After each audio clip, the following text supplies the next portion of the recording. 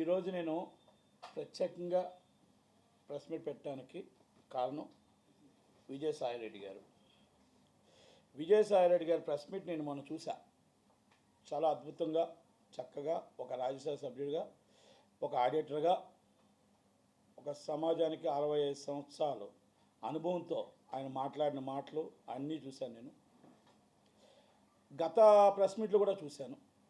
గత ప్రెస్ మీట్లో సమాజానికి ఆయన రాజ్యసభని ఎందుకు చేయాలో చెప్పడం చూశాను, రాజ్యసభలో మాట్లాడడము చూశాను, ఇప్పుడు కూడా ఆయన మాట్లాడినవి చూశాను. తప్పులేదు, చాలా ఆయన మీద ఆయన ఆవేశాలతో మాట్లాడడంలో తప్పులేదు. ఎందుకంటే ఆయన మీద అబండాలు వేశారు, అన్యాయంగా ఆయన మాట్లాడుతున్నారు కాబట్టి ట్రోల్ చేస్తున్నారని ఉద్దేశంతో ఆయన అన్నాడు అనేది ఆయన అంటున్నాడు. కానీ నేనేమంటున్నానంటే, అయ్యా విజయసాయిరెడ్డి గారు, మీరు రాజ్యసభని ఎందుకు మర్చిపోయారు? మీరు రాష్ట్రానికి షాడో ముఖ్యమంత్రి, ఒకప్పుడు షాడో ముఖ్యమంత్రిని ఎందుకు మర్చిపోయారు? మరి మీరు అన్నీ మీకు తెలుసుండి మొత్తం టోటల్గా చక్రం తిప్పిన మీరు ఈరోజు ఒక విలేకరులను కానీ వాళ్ళని కానీ ఒరే గిరే అని మాట్లాడడం, ఇది మీకు సమస్యమా? మీకు తగునా అని అడుగుతున్నా. ఎందుకంటే మీరేం బాలాకుమారుడు కాదు, 16 ఏళ్ళ బాలాకుమారుడు అని మేము అనుకోవట్లే. మీరు 65 సంవత్సరాల మీరు తాతగారనే మేము అనుకుంటున్నాం.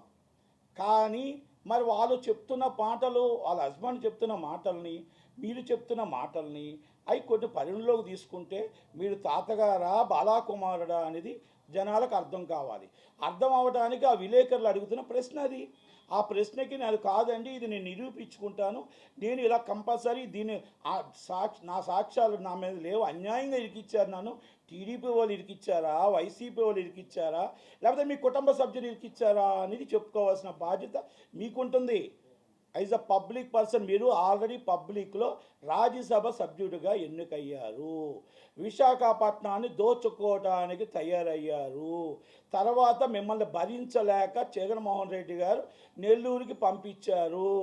ఇవన్నీ వాస్తవాలెంతో ఆ అమ్మాయి ప్రసన్న అన్న హస్బెండ్ చెప్పినవి కూడా వాస్తవాలే అని కనిపిస్తున్నాయి. ఇది నేను చెప్పట్లేదు, ఇది సోషల్ మీడియా చెప్పట్లేదు. విలేకరు లెవెల్లో కూడా మిమ్మల్ని వచ్చి ప్రత్యేకంగా మీకోసం ఒక టోటల్గా ½ అన్ అవర్ ప్రోగ్రామ్ ఎవరో చేయలేదు. ఆయన చెప్పిన ప్రోగ్రామ్కి మీరు చెప్పిన ప్రోగ్రామ్కి దగ్గర దరిదాపులో ఉన్నాయి. నేను 2 విషయాలు అడుగుతా. ప్రసన్న గారు ఎందుకు సస్పెండ్ అయ్యారు? శాంతి గారు ఎందుకు సస్పెండ్ అయ్యారు? శాంతి గారు సస్పెండ్ అవ్వడానికి, శాంతి గారు ఇంతకుముందు చేయడానికి వైజాగ్ కొన్ని కార్యక్రమాల్లో ఆమె పాత్ర ఏంటి, మీ పాత్ర ఏంటి, మీ పాత్ర అభినయం ఏంటి, అసలు ఆమెకి మీకు సంబంధం ఏమిటి? సంబంధం అంటే వేరే విధంగా అనుకోవద్దు విజయసాయిరెడ్డి గారు. మేము అడుగుతుంది, ఆమె అన్నది ఒక ఎంపీ గారిని కలగకూడదా? 100% కలవచ్చు.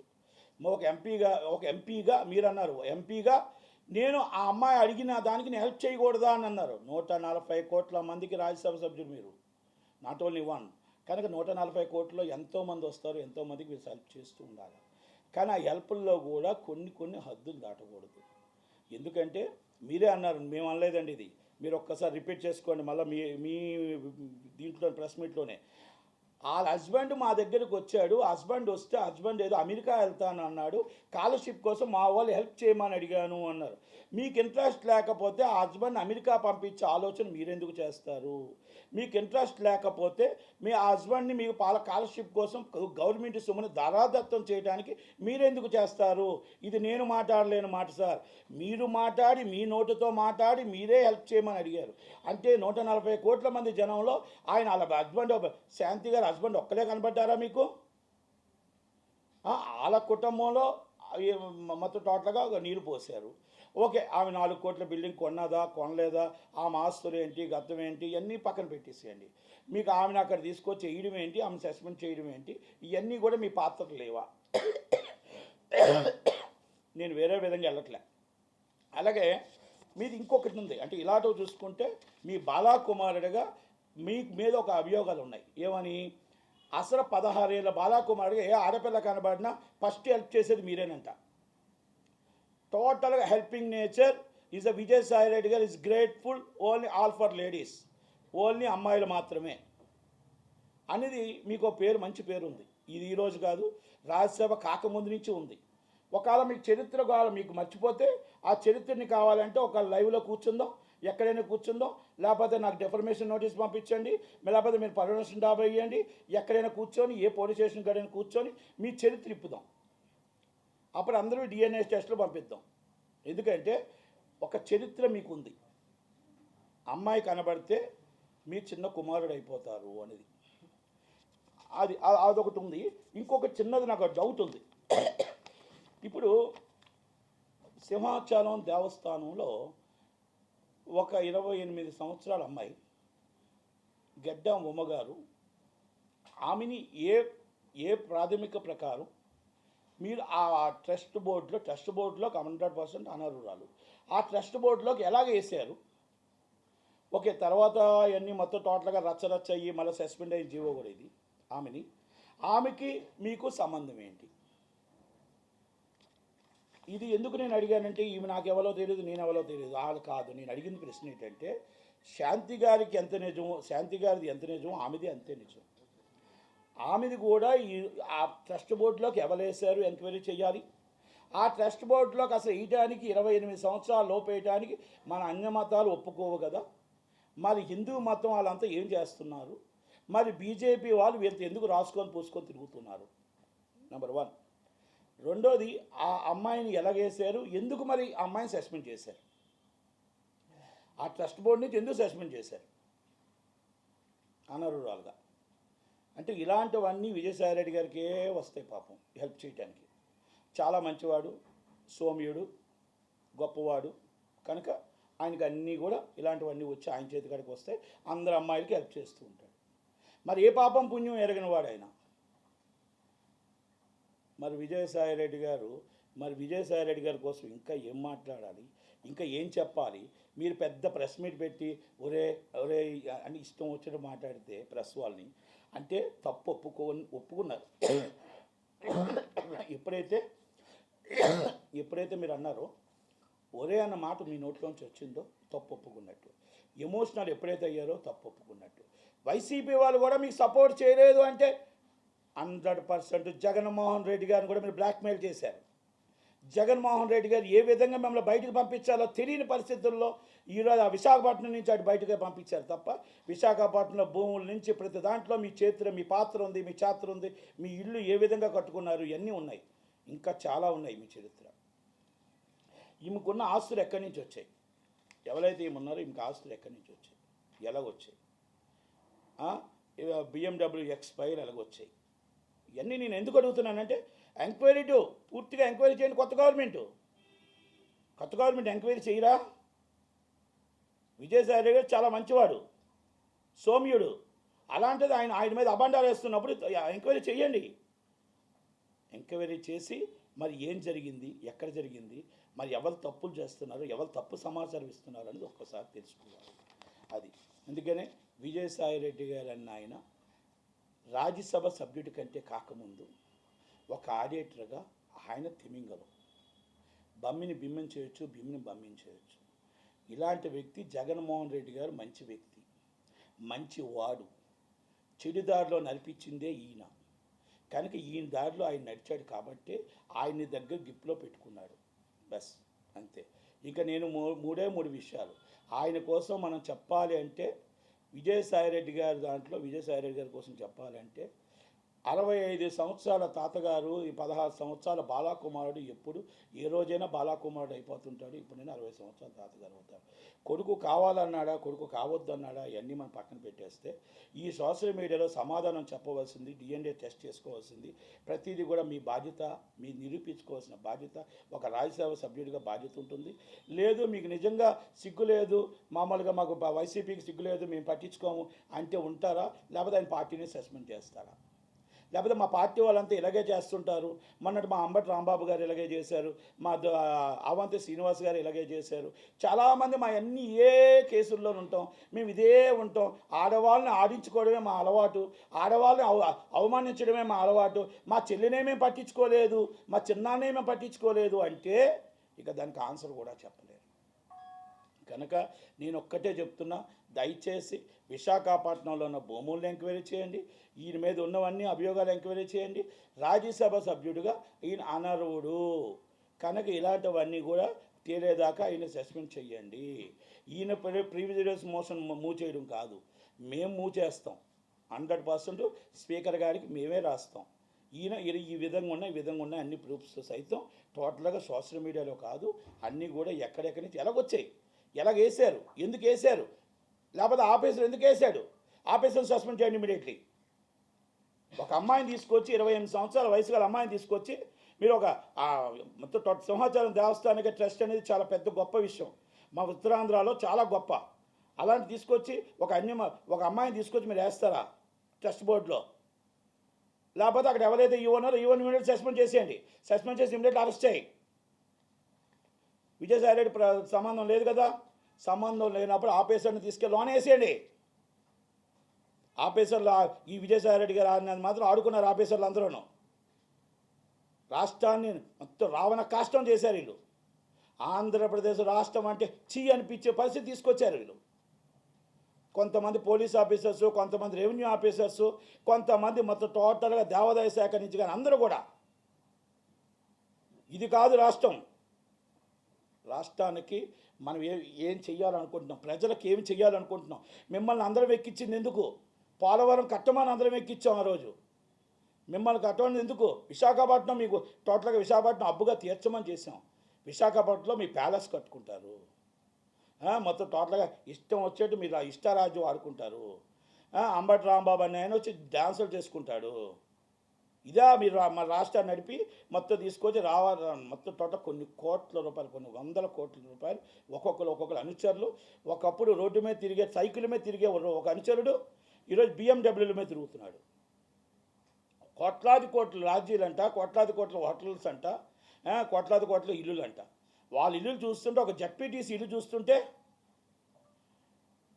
ఎవరికి ఇన్ని సంవత్సరాలు కష్టపడ్డా మాకు కూడా లేదు. ఒక 35 కోట్ల ఫామ్ హౌసెస్ అంట, రెస్ట్ కంటే ఫామ్ హౌస్ అంట. మొదటి భార్య ఇంటికంటే ఒక ఇల్లు అంట, రెండో భార్య ఇంటికి ఇంకొక ఇల్లు అంట. ఇదా? ఇలాంటి వాళ్ళు ప్రజల సొమ్ముని దాచుకున్న వాళ్ళందరినీ, ఈ దాచుకున్న వాళ్ళందరినీ డబ్బుని కక్కి బయట తీసుకొచ్చి ప్రజలకు పెట్టాలి, ప్రజలకు తీసుకొచ్చి పెట్టాలి. ఈరోజు అప్పుల పాలు అయిపోవడానికి కారణం ఏంటి? మళ్ళా దానికి ఏదో చెప్తాడు ఆ పేరు నాని గారు. ఈ పేరు నాని గారికి పని పాటు ఏమీ లేదు, ఏదో చెప్తుంటాడు, కహానీలు చెప్తుంటాడు, కహానీ జహానీ. ఏం కహానీ జహానీ పేరు నాని? ఏం చెప్తావు నువ్వు విజయసాయి రెడ్డి కోసం? ఏం చెప్తావు? అది చెప్తావు ఖజానాలో డబ్బు లేదంట, 6 ప్యాక్స్ ఏం చేయలేకపోయారంట. 6 ప్యాక్స్ చేయడానికి నువ్వేమైనా మొత్తం టోటల్ ఆస్తులు ఇచ్చావా? ఆస్తులు అమ్మి తాకట్టు పెట్టి మీ ఇంట్లో సొంతానికి మార్చుకున్నారు. సొంతానికి మార్చుకున్నప్పుడు గవర్నమెంట్ ఎక్కడి నుంచి తీసుకొస్తుంది? చేస్తుంది. 1వ తారీఖు జీతాలు ఇవ్వడం మొదలుపెట్టింది. అన్నీ కూడా టైం టు టైం చేయడానికి, అన్నీ మీ అందరి దగ్గర నుంచి ఎలా జోబులో కక్కించాలో అన్నీ టైం దగ్గర పడతాయి. ఈ 5 సంవత్సరాల్లో మీ అందరినీ మీరు ఎక్కడెక్కడ కక్కించారో ఎక్కడెక్కడ మొత్తం అందరి దగ్గర డబ్బులు లాగి అయితే ప్రజలకే పంచుతారు డబ్బులు. మీరేం కంగారు పడకండి, మీకు దగ్గర పడ్డే రోజులు అందరికీ. అందుకే చెప్తున్నాను, విజయసాయి రెడ్డి గారిని ఇమీడియట్లీ రాజ్యసభని సస్పెండ్ చేయాలి. ఒకవేళ స్పీకర్ గారు ఒకవేళ చేయకపోయినా మేము ఇమీడియట్లీ చైర్పర్సన్కి మేము కంపల్సరీ లెటర్ రాస్తాను. కంపల్సరీ అవసరమైతే నేను న్యాయ పోరాటం చేస్తాం. దీని మీద ఇంకా మేము ప్రూఫ్స్ అన్నీ తీసుకొని ఆ ప్రూఫ్స్ అన్నీ తీస్తాం. ఆయన కూడా మా మీద డిఫర్మేషన్ వేయడానికో, ప్రివిలేజ్ మోషన్ మొయ్యి చేయడానికో, ఏమి చేయడానికైనా మేము రెడీయే. ఏం బాధపడం. పోలీస్ కేసు పెడతారా? ఏం పెడతారా? ఆయనకి ఏ అలవాటే బ్లాక్మెయిలర్ అంటారు. జగన్మోహన్ రెడ్డి గారిని బ్లాక్మెయిలింగ్ చేస్తాడు, మేమే మాత్రం. కనుక విజయసాయి రెడ్డి గారు మిమ్మల్ని మేము వేరే పేరు పెట్టడం కూడా రాదు. ఎందుకంటే వయసుకి మర్యాద ఇచ్చేవాళ్ళం మేము. వయసుకి మర్యాద తెలియదు మీ పార్టీలో ఉన్నారు, వయసుకి మర్యాద ఇవ్వడంలో మా పార్టీలో ఉన్నారు. కనుక విలువలతో మా నాయకుడు మమ్మల్ని నేర్పించాడు. విలువలు లేని మీకు విలువలు నేర్పలేని మీ నాయకుడు. అది మీకు తేడా. ఇప్పటికీ విజయసాయి రెడ్డి గారు అంటున్నామంటే మా నాయకుడు నేర్పించిన మాకు ఇది. కానీ మీ నాయకుడు నేర్పించింది విలువలు లేకుండా, పెద్దవాళ్ళకు మర్యాద ఇవ్వకుండా మాట్లాడించింది మీరు. కనుక దయచేసి నేను 2 మొక్కలు చెప్పాను, 3వ మొక్కల దాకా మళ్ళీ నాకు చెప్పించు. మీరు ఎవరైనా కౌంటర్ వస్తే ఆ కౌంటర్ తగ్గట్టు నా దగ్గర ఉన్నవన్నీ మీకు మొత్తం బయటపెట్టి మొత్తం టోటల్గా చరిత్ర పట్టుల్లో బాలాకుమారుడు పేర్లు అన్నీ మొత్తం బయట పెడదాం. ఎందుకంటే కొంతమంది ఆడపిల్లల పేర్లు నేను బయట పెట్టడానికి నాకు ఇష్టం లేదు. నాకు అవకాశం కూడా లేదు, వద్దు కూడా. ఎందుకంటే ఇవన్నీ అఫీషియల్గా ఎందుకు నేను కూడా ఎలాగా అపాయింట్ అయింది, ఎలా సస్పెండ్ అయింది, దీనికి లింక్ ఏంటి విజయసాయి రెడ్డి గారికి అని మాత్రం అడుగుతున్నా. అది మాత్రమే అడుగుతున్నా నేను, ఇంకా ఏం అడగట్లా. ప్రసన్న గారి లింక్ శాంతి గారి లింక్కి ఈ లింక్కి ఏమైనా తేడా ఉంటుందా, లేకపోతే ఇయే సేమ్ లింకులు ఉంటాయా? ఇలాంటి లింకులు 100 ఉంటాయి, ఇంకా కోళ్ళు ఉంటాయి, 100 ఉంటాయి. అందరూ అమ్మాయిలు మాత్రమే, ట్రాక్ లైన్ వీళ్ళు అమ్మాయిలు మాత్రమే, వేరే వాళ్ళకి ఎవరికి మగపిల్లలకి నాటి అలవాడు. కనుక విజయసాయి రెడ్డి గారు దానికి సమాధానం చెప్పాల్సిన అవసరం ఉంది. ఇది విజయసాయి రెడ్డి గారి చరిత్ర, వైసీపీ చరిత్ర. వైసీపీకి చరిత్ర లేదు, చరిత్ర అయిపోయింది. దానికి ఒక డన్ను గన్ని అన్న ఉన్నాయి, పని లేదు. ఇంకా ఆ పని లేకుండా ఆల్రెడీ ప్రతిపక్షంలో కూడా లేకుండా చేసేసారు. కనుక ఆ నాయకుడికి నిజంగా చిత్తశుద్ధి ఉంటే ఇలాంటి వాళ్ళందరినీ సస్పెండ్ చేసి ఆ తండ్రి మహానాయకుడు రాజన్న పేరు పెట్టినందుకు రాజశేఖర్ రెడ్డి గారి పరువు నిలబెట్టే ఆయనకైనా ఇలాంటి వాళ్ళందరినీ బయటకు తోసేస్తే మంచిది. ఆయనకున్న పేరుని మీరు తీసుకొచ్చి బయట మొత్తం సర్వనాశనం చేశారని మాత్రం మేము చెప్పొచ్చు. అది ఇంకొకటి, ఇప్పుడు ఇక్కడ రాష్ట్రాల్లో మొత్తం టోటల్గా ఈరోజు ఏమవుతుందంటే, ఈ మొత్తం టోటల్గా ఆంధ్రప్రదేశ్ రాష్ట్రం కోసం వద్దాం, ఆంధ్రప్రదేశ్ తర్వాత తెలంగాణకు వస్తాం. ఆంధ్రప్రదేశ్ రాష్ట్రంలో ఇప్పుడు మనం అందరం కలిపి 3,43,000 మంది ఓట్లు వేసాం. 3,43,000 మందిలో 1,33,00,000 మంది మనకి దిగువ తరగతి వాళ్ళు, లేని వాళ్ళు. ఎస్, దాన్ని యాక్సెప్ట్ చేస్తాం. వాళ్ళందరికీ పెన్షన్లు ఇస్తున్నాం, అమ్మఒడి ఇస్తున్నాం, మన చదువు చెప్పిస్తున్నాం, ఎంతకాలంటే అది విద్య, ఇది మన టోటల్గా ఆరోగ్యశ్రీ కానీ అన్నీ ఫ్రీయే, ఇంక్లూడింగ్ సిలిండర్తో సైతం ఫ్రీ. ఆ తక్కువ 2,10,00,000 మందికి మొత్తం టోటల్గా 30 లక్షల మంది హైలీ క్వాలిఫైడ్, అంటే వాళ్ళు వ్యాపారాలు చేసుకొని బతకగలరు, నిలబడగలరు. మరి 1,80,00,000 మంది ఏ పాపం చేశారని చెప్పి వాళ్ళని నడి రోడ్డుపై మనం వదిలేస్తాం. వాళ్ళందరూ ఓటేశారు. ఈ 1,80,00,000 మంది ప్లస్ 5,40,00,000 మంది, ఇంకా కొంతమంది ఓటుకు రాలేకపోవచ్చు, లేకపోతే ఏమి రాకపోవచ్చు, మన ఓటర్లే. వీళ్ళందరూ ఏంటంటే చెప్పుకోలేరు బయటికి. ఈరోజు ఆకలితో ఉన్నావా, ఈరోజు మనం బట్టలు వేసుకున్నావా, ఈరోజు బండిలో పెట్రోల్ ఉందా లేదా, ఇంట్లో మన తిండి ఉందా లేదా, బియ్యం ఉన్నాయా లేవా, పిల్లల్ని ఆకలితో పెట్టగలరే తప్ప బయటకు వచ్చి మాకు ఇది ఇవ్వండి, మాకు ఇది చెయ్యండి అని చెయ్యి చాపి అడుక్కోలేని పరిస్థితుల్లో ఈ 1,80,00,000 మంది ప్రజల మధ్యతరగతి కుటుంబీకులు ఉన్నారు. వాళ్ళని మనం గుర్తించట్లేదు. వాళ్ళకి 80 రూపాయలు బియ్యం ఇస్తున్నాం, మనం పేదవాళ్ళకి వచ్చి రూపాయి బియ్యం ఇస్తున్నాం. 80 రూపాయలకి రూపాయికి బియ్యం ఎంత ఉంటుంది? ఒక్కసారి మన నూనె వచ్చి వాళ్ళకి రూపాయికి ఫ్రీ, రూపాయికి ఇస్తాం, రూపాయికి 10 రూపాయలకి ఇస్తున్నాం. మనం వాళ్ళకి చూస్తే 200 రూపాయలకి ఇస్తున్నాం. అంటే ఇదంతా మనం అబ్నార్మల్ రేట్స్ చేస్తే ఒక సగటు మనిషి బతకడానికి మొత్తం మనిషికి 15,000 రూపాయలు కావాలి ఇంటి రెంట్తో. ఆయన ఫ్యామిలీగానే అయితే 22,000 కావాలి. పిల్లలైతే 30,000 రూపాయలు కావాలి. పిల్లలు పెద్ద అవుతూ ఉంటే వాళ్ళ చదువులకి వాటికి కలిపి 45,000 కావాలి. మరి ఈరోజు జీతాలు ఎక్కడి నుంచి వస్తున్నాయి? 45 నుంచి 60,000 రూపాయలు మామూలు పెద్ద అయితే జీతాలు, మినిమం మెయింటెనెన్స్ కావాల్సి వస్తున్నప్పుడు ఈరోజు మనకు జీతం ఎంత వస్తుంది? మినిమం 15,000 రూపాయల నుంచి చిన్నగా చదువుకునే వాళ్ళకి 15,000, మామూలుగా చదువుకునే వాళ్ళకి హై క్వాలిఫై అయిన వాళ్ళకి మొత్తం 60,000, 50,000 జీతాలు వస్తున్నాయి. చాలా జీతంతో చదువులే పిల్లల్ని చదివించుకోవాలా, ఆ విద్య ఆరోగ్యమే చూపించుకోవాలా? మరి ఏమీ చూపించుకోకుండా గ్యాస్ సిలిండర్ 1,200 రూపాయలకే కొనాలా, 200 రూపాయలకు కందిపప్పే కొనాలా? మరి వీళ్ళందరూ ఏం పాపం చేశారని ఇంత డబ్బు చేసి ఒకవేళ డబ్బు సరిపోతే ఎవరికి చెప్పుకోలేక ఆ తల్లిలో తండ్రి ఒక పూట తినక, ఒక పూట తిని ఆ తల్లికి ఆ పిల్లల్ని చదివించుకొని ఆ ఆరోగ్యంలో కానీ ఆ దేవుని ఆరోగ్యం బాగాలేకపోతే ఆ నెలంతా పస్తుండి ఆ ఆరోగ్యశ్రీ లేక, ఇన్సూరెన్సులు లేక, ఏమీ లేక, మరి ఆ పిల్లలు ఆ డబ్బు అంతా అటు వెళ్తూ ఉంటే, ఆ డబ్బు వెళ్తున్న నెల రోజులు వాళ్ళందరూ ఆకలితో ఉంటే వాళ్ళని మనం పట్టించుకోమా? గవర్నమెంట్లు ఏదైనా సరే, తెలంగాణ అవ్వచ్చు, ఆంధ్ర అవ్వచ్చు, వాళ్ళు మనం ఏం పాపం చేశారు? మధ్యతరగతిగా పుట్టారని. మధ్యతరగతి కుటుంబీలుగా పుట్టడమే తప్ప పాపమా? వాళ్ళ మీద మనం ఎందుకు పట్టించుకోవట్లేదు? మిమ్మల్ని సిలిండర్ ఫ్రీ అడగట్లేదు వాళ్ళు, మీరు 400 సిలిండర్ ఇవ్వండి. మిమ్మల్ని పప్పు 200 రూపాయలకి అడగట్లేదు, రూపాయికి అడగట్లా, 50% రేట్లు ఇవ్వండి. మీరు బియ్యం రూపాయికి అడగట్లా, మీరు 50 రూపాయలకి ఇవ్వండి. ఒక రేటు చేసి ఆ మధ్యతరగతి కుటుంబీకులను కాపాడండి. ఆ మధ్యతరగతి కుటుంబీకులు మిమ్మల్ని ఫ్రెండ్స్ని అడగట్లా, ఆ మధ్యతరగతి కుటుంబీకులు మిమ్మల్ని అమ్మఒడి అడగట్లా. విద్యా వైద్యం ఫ్రీ చేయండి. విద్యా వైద్యంకి అక్కడ కులమత భేదాలు పెట్టొద్దు. గొప్పవాళ్ళు పేదవాళ్ళు లేనివాళ్ళు ఉన్నవాళ్ళు మాత్రమే పెట్టండి. విద్యా వైద్యం ఈ రెండు ఫ్రీ చేయండి. ఆ రెండు ఫ్రీ చేస్తే సగటు ప్రజలందరూ బాగుపడతారు. దయచేసి ఈ మధ్యతరగతి కుటుంబీకులు మాట్లాడండి. వాళ్ళందరూ రాజకీయ నాయకులు, వాళ్ళని పట్టించుకోండి.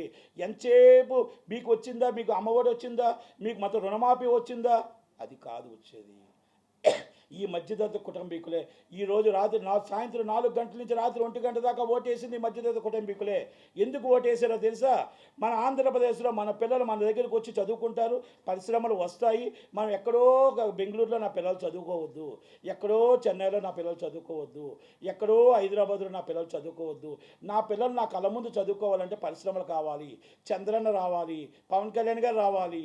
అందుకనే 4 గంటల నుంచి 1 గంట దాకా నీళ్ళు లేకుండా పాలు లేకుండా కూర్చోబెట్టి ధనామధన ఓట్లు వేసుకుంటూ వెళ్ళారు అంటే ఆ మధ్యతరగతి కుటుంబీకులే. మా పిల్లలు ఇక్కడ చదువుకుంటే మా ముందు బతుకుతారు. చాలా జీతంతో ఎక్కడో హైదరాబాద్లో, ఎక్కడో చెన్నైలో, ఎక్కడో గల్పల్లో బతకొద్దు. మేము మా రాష్ట్రంలో మేము గర్వంగా బతుకుతాం.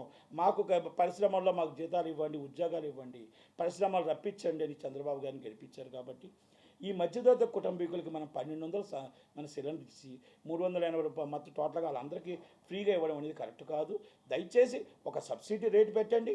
ఆ సబ్సిడీ రేట్లో మనం భరిస్తామా, ఏం చేస్తామా, ఎలా చేస్తామా, ఏ విధంగా మనం రాబడి పెట్టుకుందాం, ఏ విధంగా చేసుకుందాం అని ఒకటి పెట్టుకోవాలి.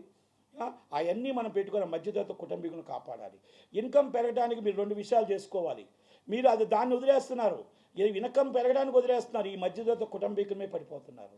మీకు ఈరోజు చెప్తున్నా, మార్కెట్లో విశాఖపట్నంలో మద్దిరిపాలెం అనే సెంటర్లో 3 లక్షల రూపాయల గజం ఉంటే 3 లక్షల గజం ఉంటే ఆ 3 లక్షలకి గవర్నమెంట్ వాల్యూ 50,000 కడుతుంటే 2,50,000 బ్లాక్ మనీ ఇవ్వని మీరే కదా ప్రోత్సహిస్తుంది. 3 లక్షల రూపాయలకి మీరు ట్యాక్స్ కట్టించుకోవచ్చు కదా. 3 లక్షలకి మీరు అప్గ్రేడ్ చేయొచ్చు కదా. మీ చేతుల్లో పనే కదా. 2,50,000 రూపాయలు బ్లాక్ మనీగా మనం ప్రోత్సహిస్తున్నాం గవర్నమెంటు. పంచాయతీల్లో మనం ఒక ఉదాహరణకి ఒక పంచాయతీలో 13,000 పంచాయతీలు ఉన్నాయి.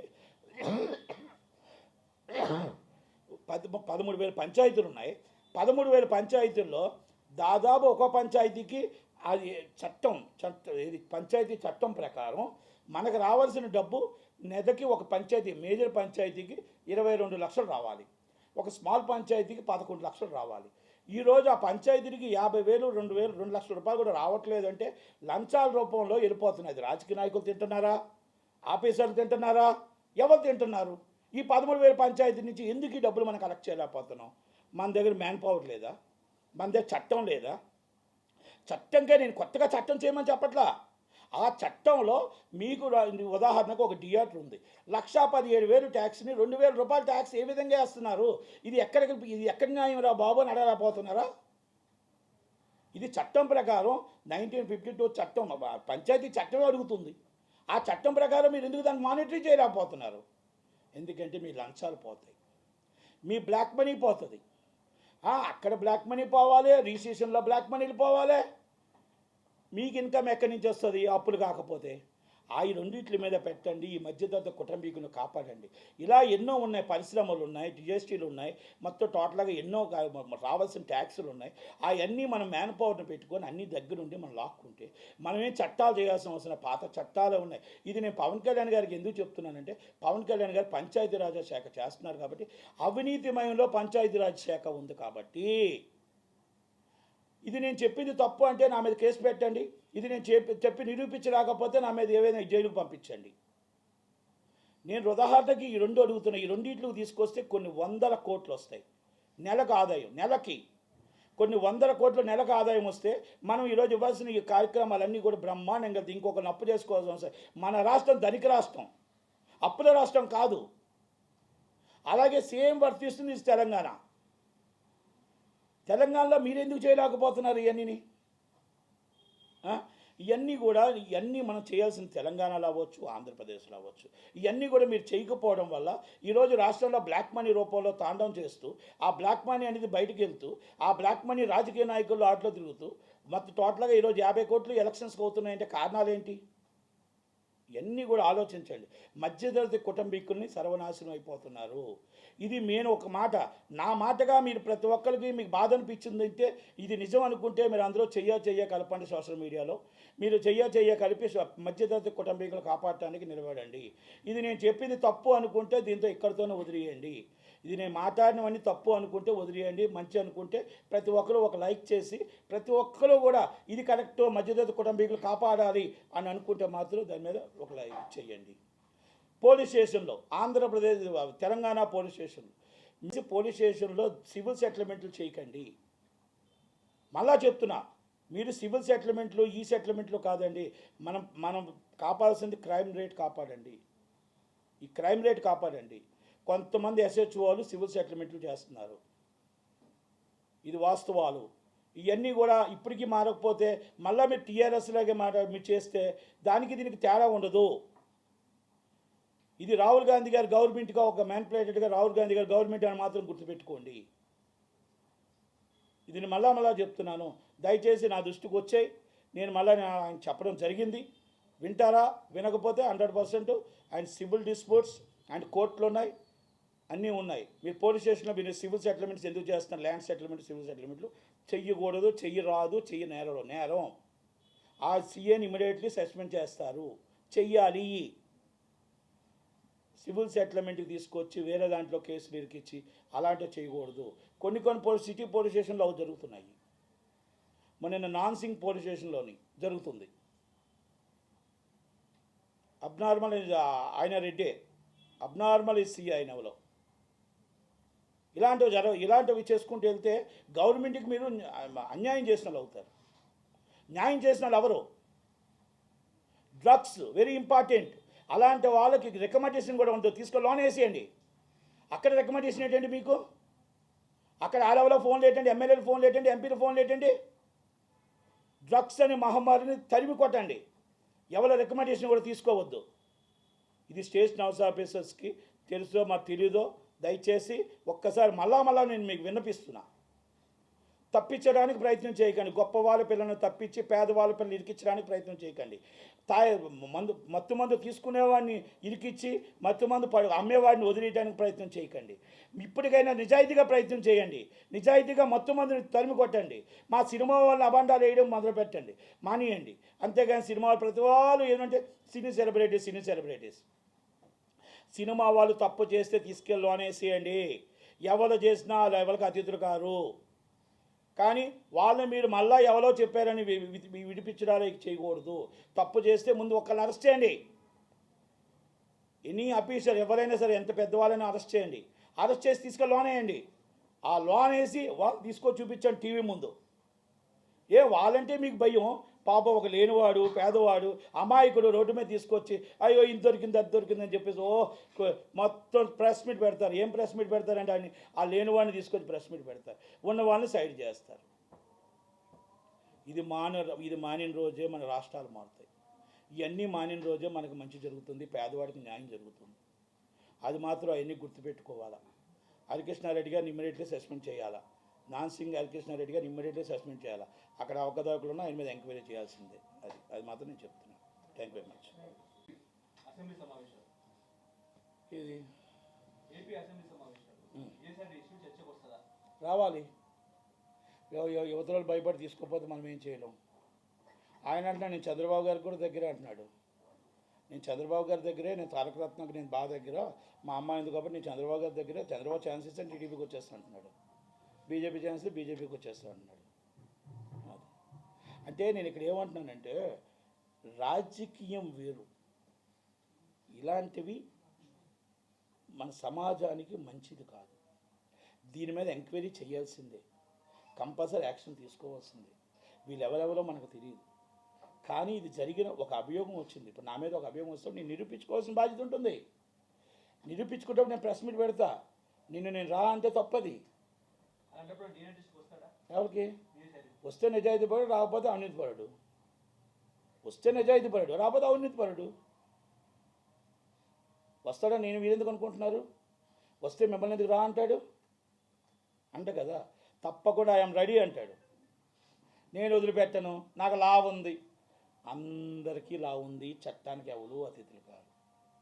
మీకు రాజ్యసభ ఎంపీ ప్రివిలేజ్ మోషన్ మీరు మూవ్ చేస్తే మాకు సుప్రీంకోర్టులు ఉన్నాయి, మాకు హైకోర్టులు ఉన్నాయి, మేము కూడా మూవ్ చేస్తాం, మేము కూడా అన్నీ చేస్తాం. అంటే నేనేమంటున్నానంటే ఆయనకి నాకు వ్యక్తిగత ద్వేషాలు లేవు. ఇక్కడ ఇది ఒక పార్టీకి ఆయన చేసేటప్పుడు ఆ పార్టీలో అక్కడ ఆయన మీద అభియోగం వచ్చేటప్పుడు నేను మామూలుగా ఇంకో పార్టీకి సపోర్ట్ చేసేటప్పుడు నా రైట్ నాకు ఉంది, నేను అడుగుతాను కంపల్సరీ. ఆ నా రైట్లో నిజం లేదా నేను దాని డిప్రమేషన్గా యాక్సెప్టెడ్.